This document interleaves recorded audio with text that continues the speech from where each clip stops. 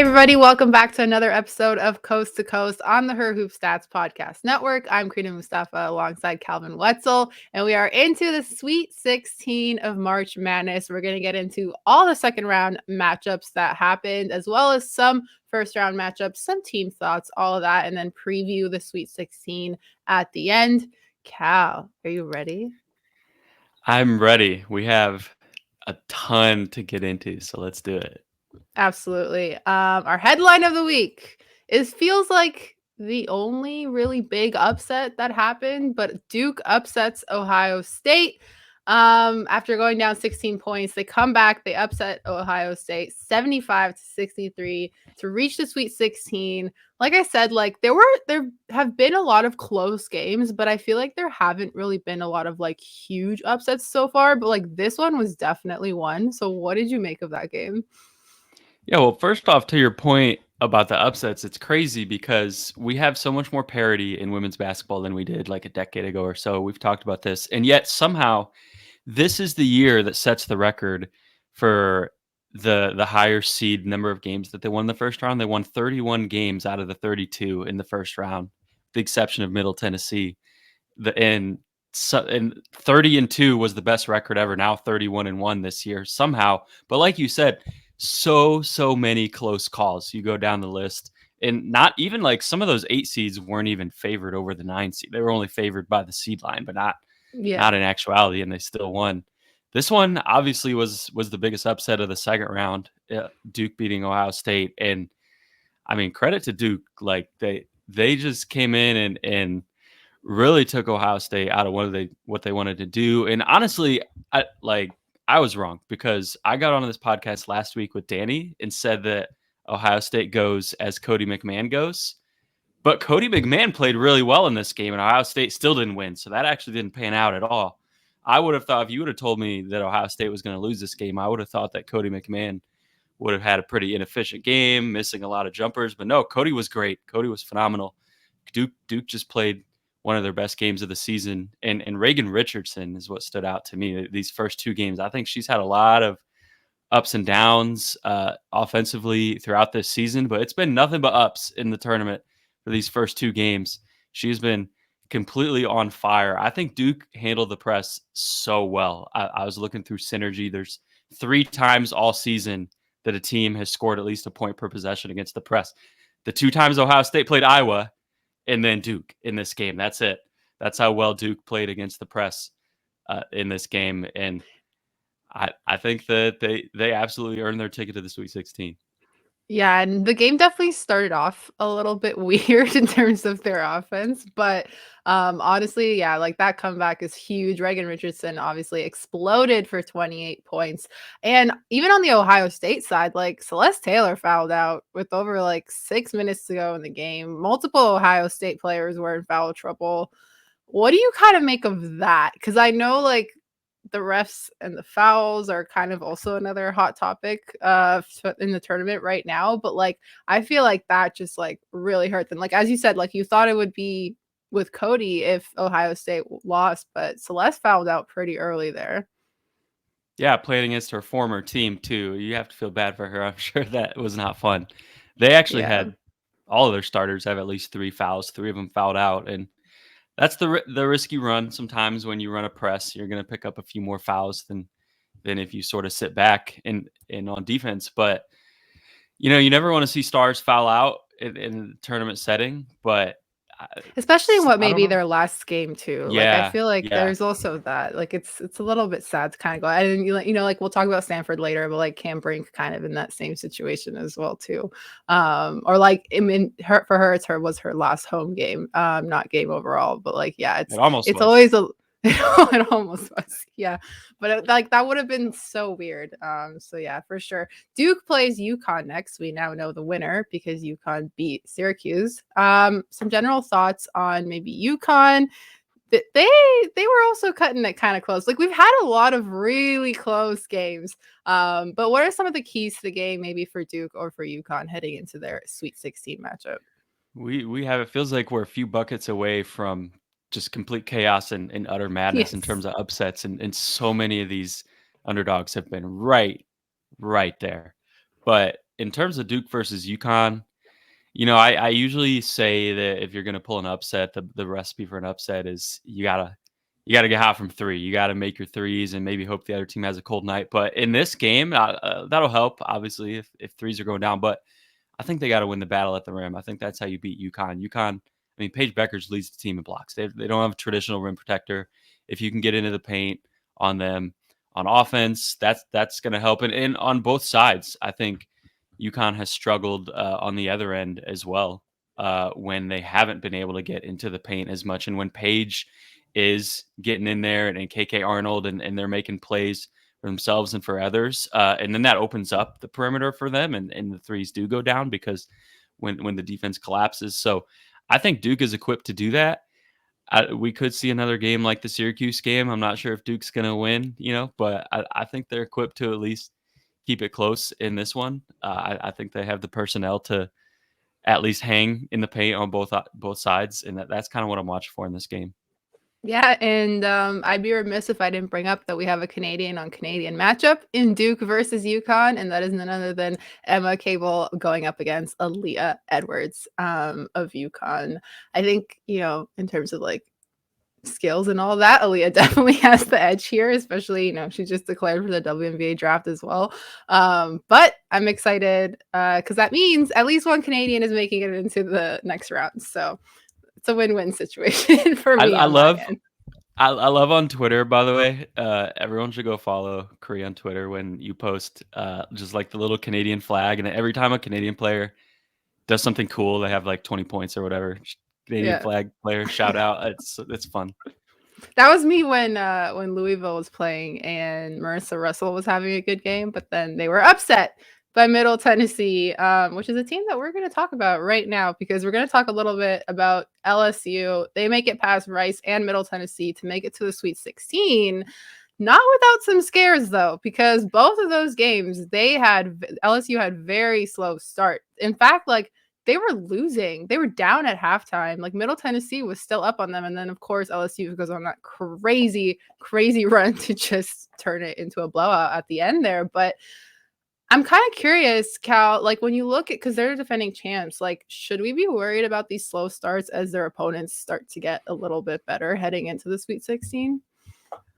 I think probably not.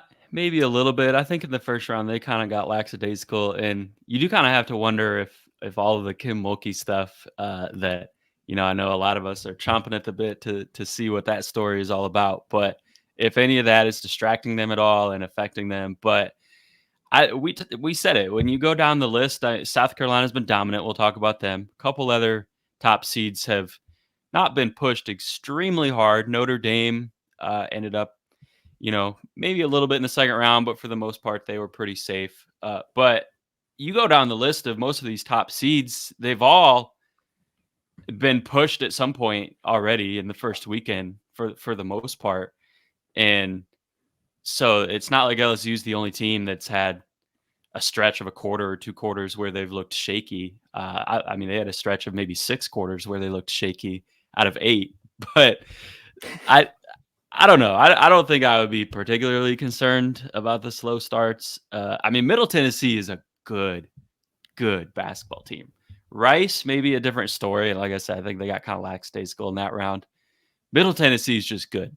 And I don't think being down to the half at Middle Tennessee is anything that you need to raise any alarm bells about going forward. But I do think Haley Van Lith probably going to need to step up her game a little bit if they're going to knock off UCLA and potentially Iowa or maybe Colorado in back-to-back games. And I'm not even just talking about scoring. You can look at the points column in the box score. But I just think all around, I think if they're going to get to the next level, she's going to be an X factor for them in the backcourt. Yeah, and on the topic of Haley, I think the trash talk would have been crazy if LSU lost to Middle Tennessee, especially because we saw Haley trash talk Louisville when they got matched up with Middle Tennessee in that first round. Yeah, and so because Middle Tennessee beat her by 20 the year before when she was on Louisville, so she knows all about that.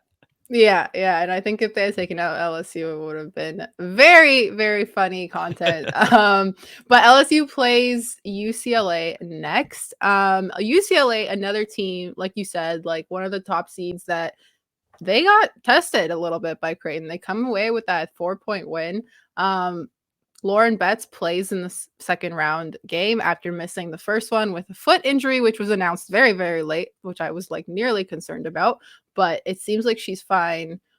What are your thoughts on this matchup, LSU versus UCLA? Like both being teams that have kind of been tested a little bit in these early rounds, but like it feels like if you look at point differential, obviously like LSU is kind of winning that battle right now in terms of their second round matchups.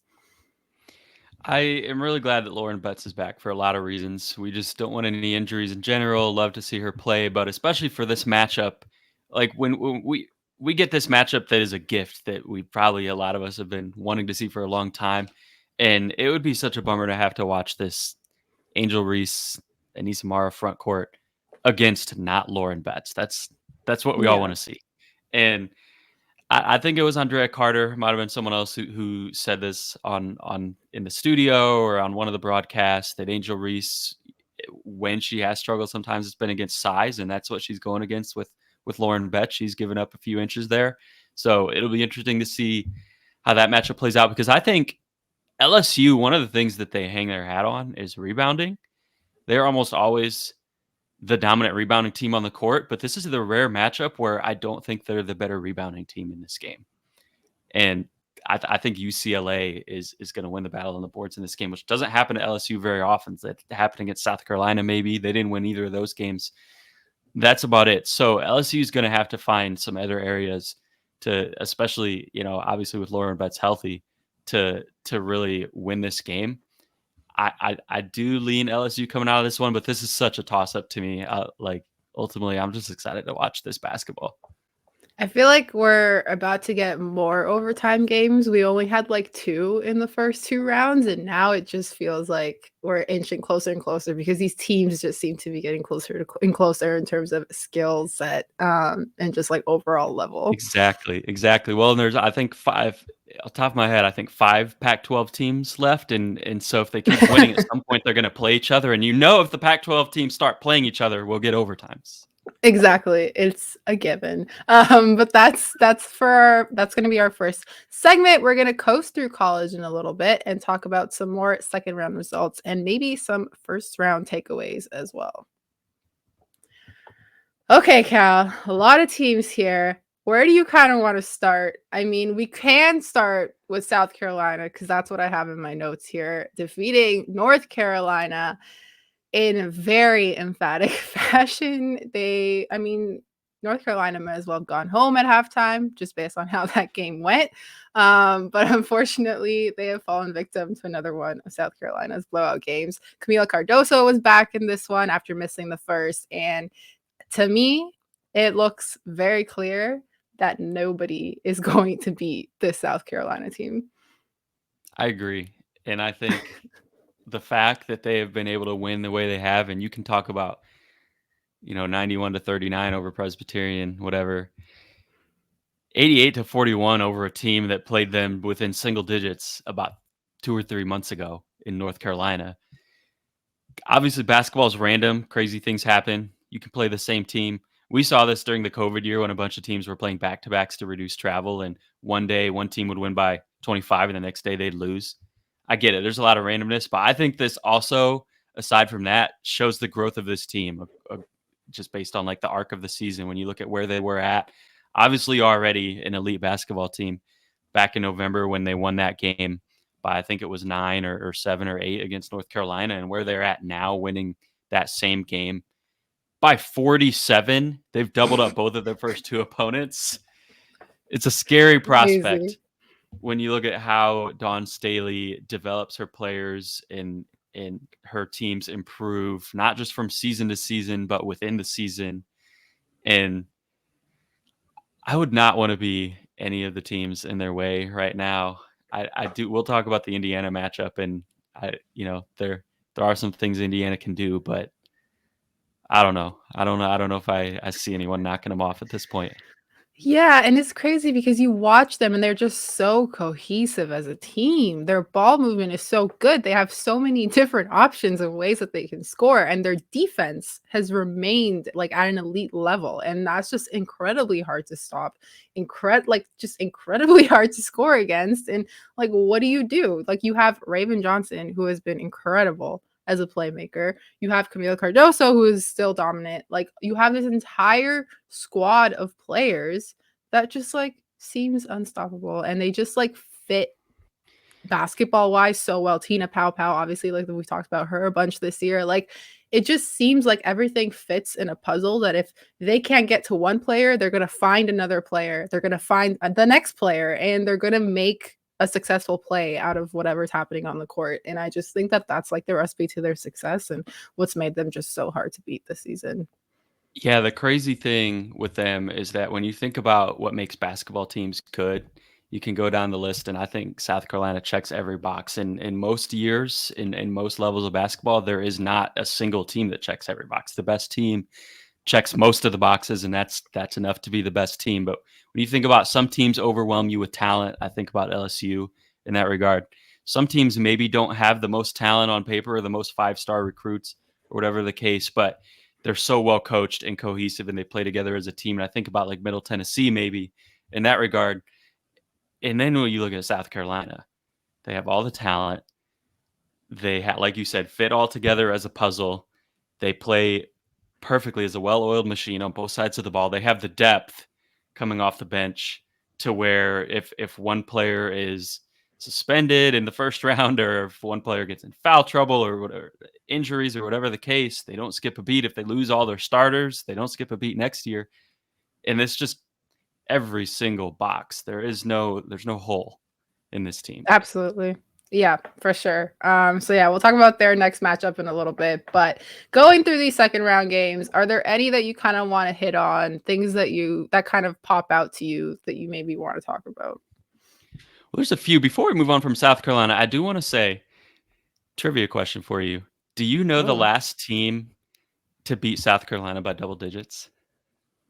Ooh, that's a good one. Uh, It's I'm relevant. It's relevant blanking. to the tournament. Oh, really? Is it Indiana?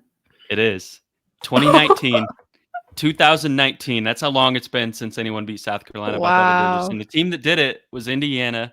It's Mackenzie Holmes' freshman year. She's the only one left from that matchup on either side. She came off the bench in that game, scored 8 points.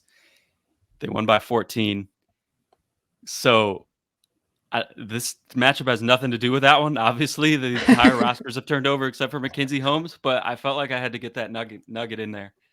We love stats here It's at been Her Hoop 5 Stats. years, and I don't think they're going to do it again, but we'll see. In terms of That's other second round crazy. matchups, though, let's see. Let's pull up the list here. I'm very intrigued by LSU, UCLA. We kind of talked about that one, and Duke, UConn a little bit. Gonzaga, Texas. So excited for that one because how cool is it to Let's go, see? And I think, Zags. yes, yeah. I know you're all on the Zags train with me. You stayed up. I know you usually go to bed, but you stayed up for that game last night, right? I Zags, did. Utah. I went to bed at the end of the third quarter because I was like, they got this, and it is past my bedtime and I need to go to bed. But no, I'm so happy that Gonzaga got the win. I think like they have been incredible. Obviously, we've had Brenna on the pod. Yvonne Ejim, the honorary, I mean, not honorary, she is a Canadian. I was gonna say honorary Canadian, but that doesn't make sense. But I do want to honor her. I do want to honor her. That's kind of where I was going with it. They have just been like the Trong twins as well. Like they have just been so together this season. They went 30-3 in the regular season, and they're up to 32 wins now if you include the first two rounds. And to get that win over Utah, I think is huge for them. They do have a tough test in Texas next, who, by the way, we can talk about them too. Like, how impressive has Texas been without Rory Harmon? And it doesn't feel like a lot of people are talking about it. Like, they've just kind of been sneaking by these early rounds really, really well and in solid fashion. Like, Madison Booker has just been really good for them. I'm intrigued. I'm intrigued about this matchup. I'm curious to see how the Zags do. But I thought their fight against Utah was really well, and they were able to kind of sustain when Utah was getting a little bit closer in the score. And I think that was kind of the biggest thing for me. They were able to take care of business, and I'm very, very excited for their next matchup against Texas. I am too, and a clash of styles. By the way, the Zags love nothing against Utah. I love Utah. I know you do too, but Yeah.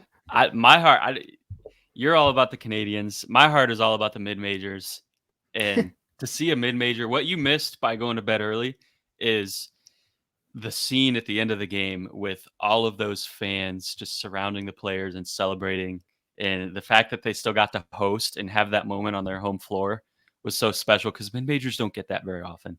And for mid major to have that on their home floor and then go to the Sweet 16, so fun, and I'm just soaking it up. But Gonzaga, I mean, obviously they don't check all the boxes that South Carolina does because no one does. But in terms of the puzzle pieces, like you said, they do. They check that box because when you go through the starting lineup, they have the passing, they have the shooting in the backcourt, they have the dominant post, they have the rebounding, Von Ejim, they have the stretch four, Eliza Hollingsworth. They have all these pieces that fit together. They don't have the depth, but that starting lineup is lethal. And it'll be interesting against Texas because the Zags love to shoot it. They love to shoot the three, and they're very, very good at it. Texas shoots the three about as rarely as not off. I don't know what the word for what's the opposite of often. As infrequently as anyone in the country, basically. Texas is allergic to threes. They're going to get inside. Madison Booker is built for the moment, though. It's so cool to see these freshmen, and we'll get to maybe Hannah Dalgo, Juju Watkins, some of the freshman fire that we've talked about all year, not letting up at all when they get to their first NCAA tournament and the lights are even brighter than what they've seen at any point in their career so far. And Madison Booker is absolutely one of those on that list. And Texas, we should put them on the very, very, very short list, I think, that we were talking about of top seeds that really haven't been extremely tested so far. It's not like they completely ran over Alabama or anything, but they weren't exactly pushed in the last minute or anything like that either. And most teams have been. So Texas has been taking care of business, and this is going to be, like I said, clash of styles. Such a fun Sweet 16 matchup that I'm looking forward to quite a bit.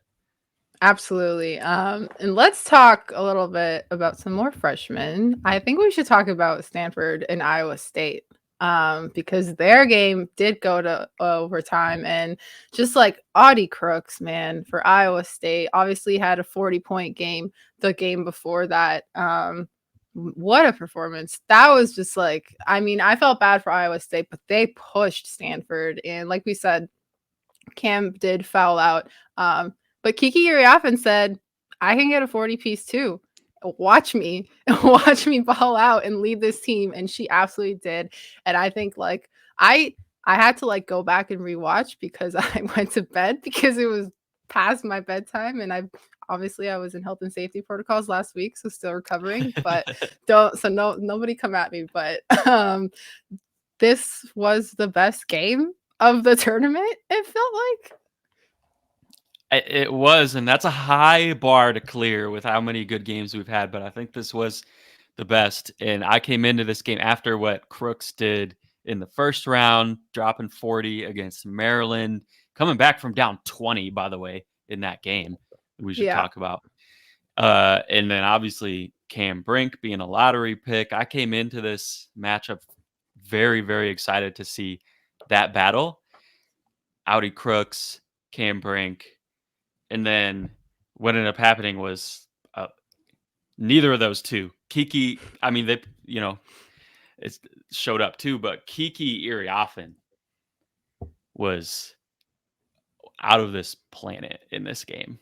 Yeah. 40 something and 16, I want to say. And she's been doing this kind of thing all year. This was probably her best game of the year, but I think people who are just starting to tune into the tournament and only been hearing about Cam Brink, Kiki Iriafen is right there. And a year from now, we're going to see her in the WNBA too, in the same way that we're about to see Cam Brink. Kiki's going to be a special player. So this game was all about her to me, but also all about Iowa State, their whole entire future in their freshman class. Because I mean, it's not just Audi Crooks either. Like Addie Brown has been Yeah. remarkable all season. Emily Ryan is not a freshman, but she's coming back for her COVID year, so she's going to be back as well. This team is going to be dangerous next year with Emily Ryan back in all of the freshmen that they have. I think like Iowa State. I look out next year. This team is not going anywhere, and to see the way they battled in the second half against Maryland, and then the way that they battled, or right there, almost took this game on the road at Stanford, was really fun. But Kiki Raffin just too much. Yeah. And for Iowa State, like this gives them an incredible amount of experience heading into next year. I mean, this is like what you want for your young players, and then to have returning players as well. Like that's just like the best formula for them to just be battle tested and all that. But yeah, shout out Kiki. Shout out Mark Schindler for writing an article about her after that game and saying that in the 2025 draft, he would take Kiki at number one. Just to kind of put in perspective, I was seeing clips. I think Alfred was putting Kiki next to like Asia Wilson in like some of their moves. Very, Yeah, very, very the similar. rip Yeah, through. like very similar, very exciting. Man, the future of women's basketball is pretty great. Going through some of these other games, Baylor defeats Virginia Tech, ends their season. I just want to say I was getting so mad at the camera, just like kept panning to Liz Kitley crying when the game was over, and like I know like we were looking at her reactions all game, but like I feel like it's a bit much, especially in that moment when there's like a lot of emotions. Especially with her like tearing her ACL right before the tournament and like not being able to play, it being kind of her last year. And so I just wanted to like put it out there. I was like, I don't know why we're so obsessed with like showing these like really, really like big emotions. So I feel like we need to be a little bit better at that. But let's talk about Baylor. What a season for them so far. Jada Walker just absolutely exploded. She was the moment for Baylor over Virginia Tech. I mean, I have no words. Like she was just you texted me after the game and you're like, we're just gonna talk about Jada Walker for 29 minutes and 1 minute on everybody else because holy moly, what a performance. Yeah, and I didn't mean to dismiss everybody else. This has been a fantastic story, but Jada Walker, this is what March is all about because I love talking about the stories that we're gonna get to continue to hear for the next couple decades too, because they're gonna be around forever, like Kiki or Alphen, who may or may not go number one, or is definitely gonna go high in the draft. But how about also the stories of people who casual fans have never heard of, who maybe aren't an All-American, but who have their March moment and just absolutely explode, and sometimes outduel some of those players who are much higher on the radar. And I think Georgia Amore is someone who I've loved watching her play for the last few years, and she's been a phenomenal talent. She's going to get drafted, I don't know where. And Jada Walker just outdueled her in this game. Jada Walker averaging, I don't know what, 7 points a game this season, and came into this game and just out battled Georgia Amore from start to finish and dropped whatever. I don't even know how many she had. I lost track.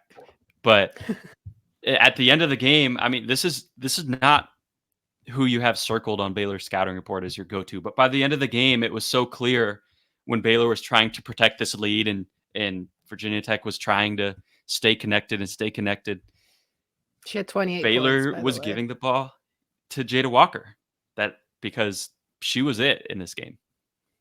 Yeah, absolutely. And even before we move on, also just shout out to Clara Strack for Virginia Tech for just kind of stepping in for Liz Kitley. And she did great. Had 18 points, 10 rebounds. She She's was gonna be good. battling. She's gonna be good. She was battling hard. And like that's kind of also the part of March where like you feel for these teams that fight so hard and come up short. But that's just kind of how the month goes. It's kind of how the tournament goes. And there's a lot of emotions circling. Looking at some of these other games, Colorado plays Iowa next. We're going to talk about that soon. Oregon State defeats Nebraska. They have been very exciting in the second half of the season. How do you kind of rate this game and like maybe even more on like Nebraska's end? Like how would you rate their season and how do you kind of feel about that loss? Well, for Nebraska side, I think they got nothing to hang their heads about. Like, we talk about them on this pod a lot, and that team has accomplished a lot this season and that I think they can be proud of. They beat Iowa. They almost did it again. They're a few minutes away from a Big Ten championship. They got back to the tournament for the first time in quite a while, and they won a tournament game. So when you look at this team going forward, yes, they lose Jazz Shelley. That's a huge part of what they do. But the front court, Alexis Markowski, Natalie Potts coming back, Allison Widener should be back from injury next year. And then Britt Prince, high level recruit in the backcourt coming in that I think can step in right away and replace some of Jazz Shelley's production. So I don't think this team is going anywhere either in the same way as Iowa State. I think Nebraska is going to be a force to be reckoned with going forward as well. On the Oregon State side, though, because that's what this is all about. The team that punched their ticket to the Sweet 16, like you said, second half of the season, they have been a story. And I think what's been really cool for me to see is Tamia Gardner coming on so strong compared to where she was at in November, December. And, they put her in the starting lineup a month ago or so when Reagan Beers was out. And then Reagan Beers came back. They took her out. And then they put her back in the starting lineup next to Reagan Beers. Now they're playing them together, which I think has been working great because Gardner is such a good shooter that doesn't muck up your spacing at all. You put those two together and Gardner can still step out. She might be the best shooter on the team. But also it just adds rebounding when you have both of those two next to each other. And it's really tough rebounding against that team and defensively as well. So that team has been stellar defensively. That team is, I think, going to be really tough for a Notre Dame team who's missing Kylie Watson on the inside to handle in the Sweet 16. I think that's going to be a tough matchup. And their run might not be done yet. I'm looking forward to it. Yeah, I like it.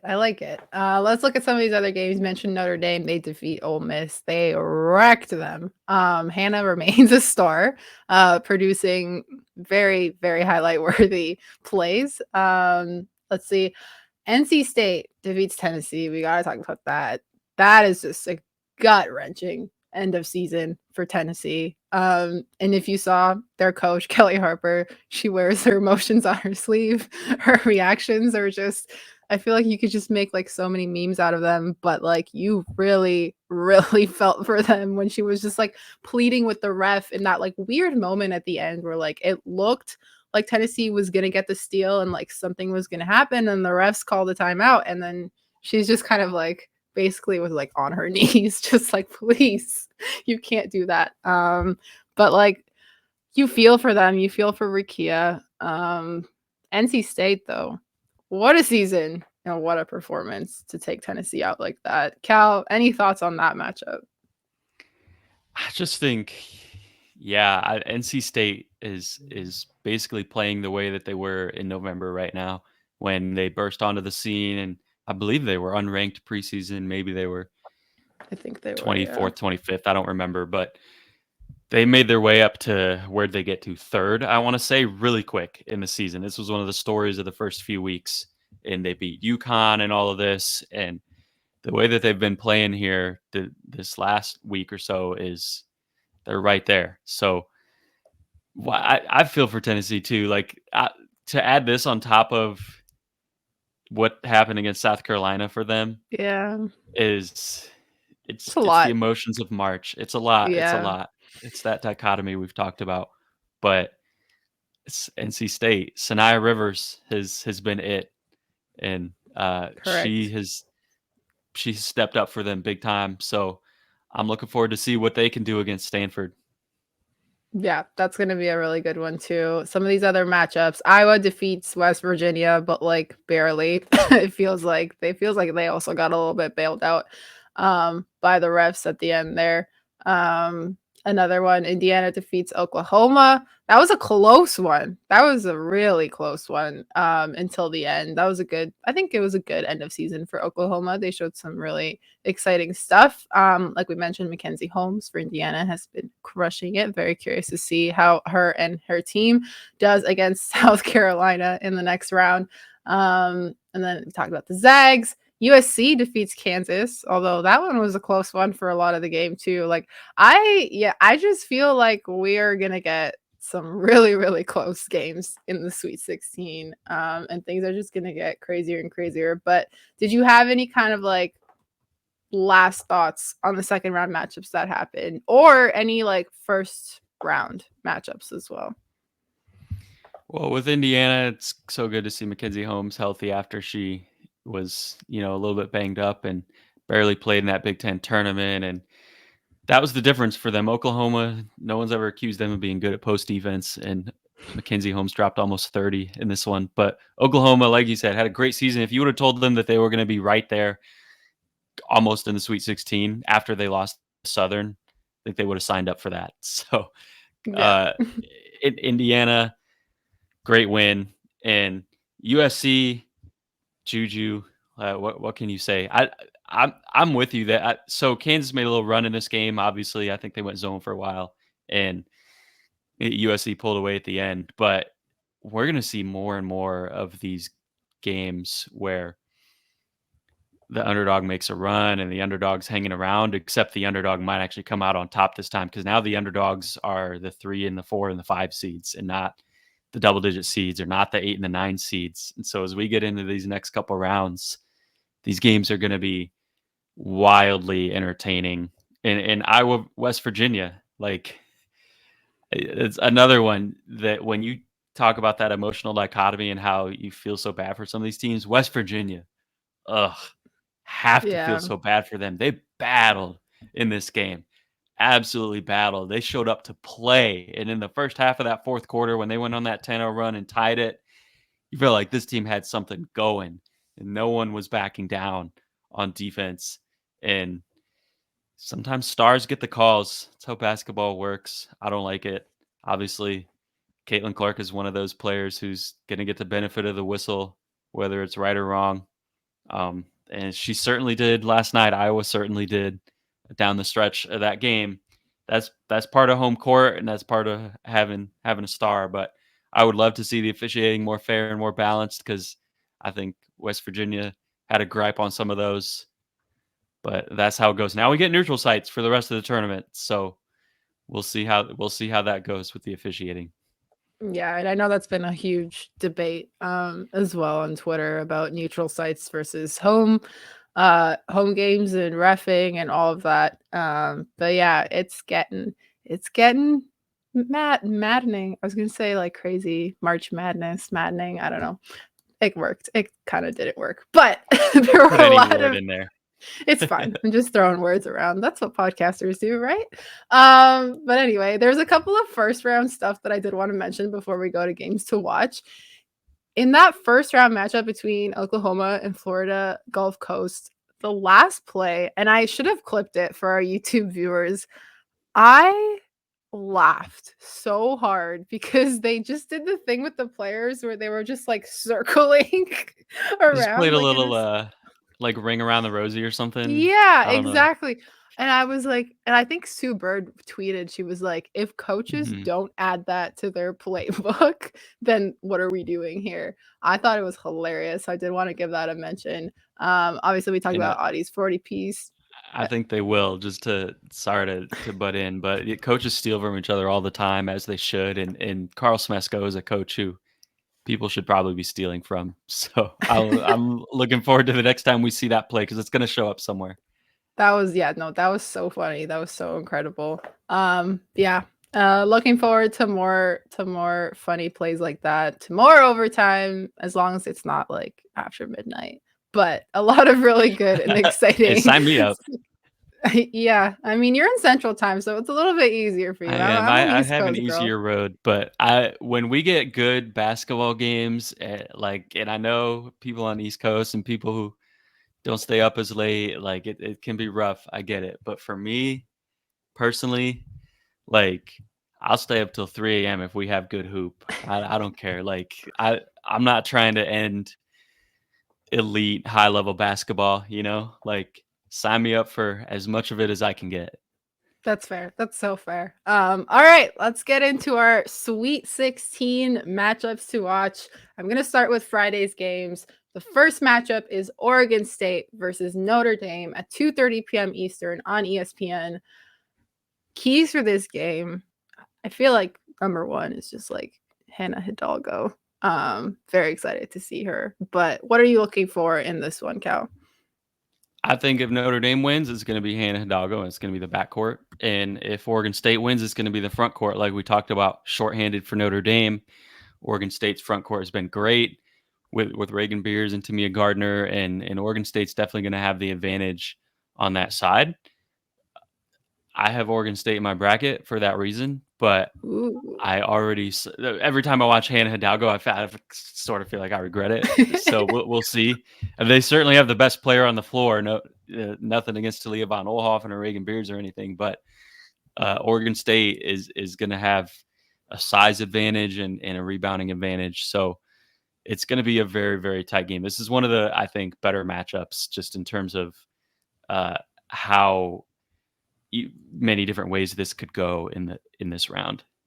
I love it. I love it. So there's Oregon State versus Notre Dame. Then afterwards, the one thing I will say that I would love is like about the later rounds is like the games are much more spread out and we can just watch one at a time because watching 32 games in like 24 hours was just like, oh, or like 48 hours or whatever it was. Like that was a lot. I will say that was a lot. And I'm like also a tennis fan and I feel like it's so much easier to watch the first few rounds of like a grand slam when there are like a million tennis matches on than it is to watch like a million basketball games on. For some reason, it feels like so much harder to keep up with, but it was fun. It was fun, but I'm tired and I would like to watch just one game after another if that's okay with everyone else.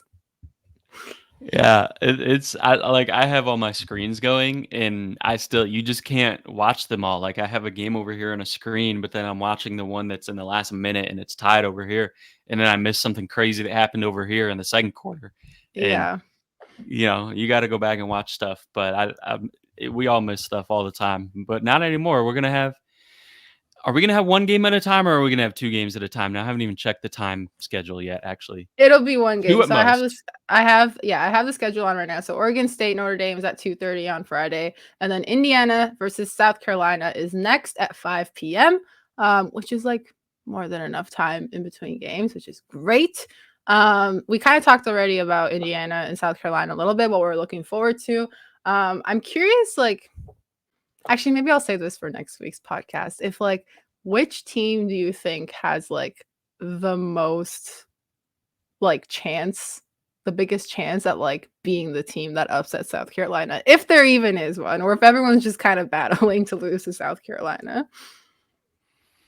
You know, well, yes, everyone is mostly battling to lose to South Carolina, but it's like we've seen South Carolina tested a few times. It's not a 0% chance that someone knocks them off Yeah. on their best day. Like last year, I didn't really think anyone was going to beat them either, and someone did. This year's team's probably better, and they're harder to beat with the shooting that they have. But in terms of who has the best chance to beat them this year, I think it's probably LSU. I don't think LSU is the second best team, but I think LSU is probably the best equipped to do it. And the fact that the team that I think is the best equipped to do it has had two chances and still hasn't done it tells you that it's probably not going to happen, Yeah. but it might. It might. It's March. Never know. Who knows? Or we'll be in April at that point, but we'll see. All right. And then next after Indiana, South Carolina at 7:30 p.m. Eastern will be NC State versus Stanford on ESPN. I only have one question for this one. Do you think it's going to go into overtime? Yes or no? Yes. Okay. Moving on. And then at 10 p.m. Eastern, because of course it is the late game, we have Gonzaga versus Texas. And of course, I will be staying up for it. I know you will be staying up for it as well, Cal. It's a Friday night. Nobody has any excuses. The next day is Saturday. So make sure you stay up to watch all of those. We already talked about their matchup a little bit too. But those are the 4 games on Friday. And then let's move on to Saturday. The first matchup, and the nice thing about Saturday is we get some afternoon games. At 1 p.m. Eastern is LSU versus UCLA. Then followed at 3:30 p.m. Eastern will be Colorado versus Iowa. Let's talk about them for a second because I feel like we didn't talk about those two teams too much yet. What are you expecting in this matchup? And could an upset be brewing with Colorado potentially being able to knock off Iowa? It could. This is a rematch of last year's Sweet 16, and the upset didn't happen, but Colorado was leading at halftime. They hung around for a while. Iowa ended up pulling away towards the end. Colorado dominated them, absolutely dominated them on the glass. Wasn't even close. Quay Miller, I believe, had 13, 14, 15 rebounds, something like that. And that's something that I think we can look for again. I think Colorado is going to have the advantage there. Obviously, that's oftentimes not enough to beat Iowa when Caitlin Clark makes a bunch of logo threes, which she will be doing. So we'll see. But this isn't going to be a runaway by any stretch. Colorado certainly has the capability of doing this. Jalen Sherrod is a tough guard for anyone on Iowa. I'm sure Gabby Marshall will be on her, and I think Jalen Sherrod's going to be getting into the paint, making plays. She's So ready. She tweeted out a smiley face as soon as Iowa yeah, won yesterday, so yeah. she's And ready. this is for the most part the same Colorado team that hung around with them last year in that Sweet 16 game. Sherrod, Quay Miller, Aaron Vonleh were all starters on that team, but Caitlin Clark, there's not that much more analysis that you need on Iowa side, honestly. Like when you have Caitlin Clark, you're the favorite in almost every matchup. You're not going to be the favorite if you play South Carolina, but Iowa is favored here, and I do think they'll win in the end. I think it's going to be a good game. Colorado's going to make them sweat it out, though. Yep, I definitely agree with that. And then coming up at 5:30 p.m. Eastern, we'll have Baylor versus USC. Very excited to see who pops off in this one. Or can Juju lead USC to the next round? And then at 8 p.m. Eastern, we'll have Duke versus UConn. Thank God there are no 10 p.m. games because I don't think I could do that 2 nights in a row. I can go to bed at my bedtime. But any kind of thoughts on Baylor USC or Duke UConn that we haven't already talked about? Yeah, we talked about a lot of the players on these teams already, but I should just before we get out of here say that it's really cool to see Paige Becker sort of recapturing the magic of her freshman season. I think Paige is on another level right now. And Ashlyn Shade, someone too for UConn who has been popping off so far in March and Freshman really, fire. yep, freshman fire. There you go. Another one who we need to get in there. So Duke's gonna have their hands full trying to guard that UConn team. But it's just an unbelievable slate of games on both days. And can't wait to watch that one. Can't wait to watch Juju versus Jada Walker. I tell you what, Jada Walker, she outdueled Georgia Amore. If she can outduel Juju Watkins, a top 2 or 3 player in the country, I don't even know what to say anymore. Like Jada Walker is an absolute March icon if she can somehow pull that off because Juju is almost no one can outduel Juju Watkins. All right, you heard it here. Watch out for the Baylor Bears as they take on USC in the Sweet 16. That's all for us on Coast to Coast. You can find us on social media at Her Hoop Stats, myself at Crina MM, Cal at Wetzel31. Make sure you're subbed to Her Hoop Stats wherever you listen to podcasts. Make sure you're subbed on YouTube so you can see our wonderful reactions when we talk to each other. And we will see you next Tuesday.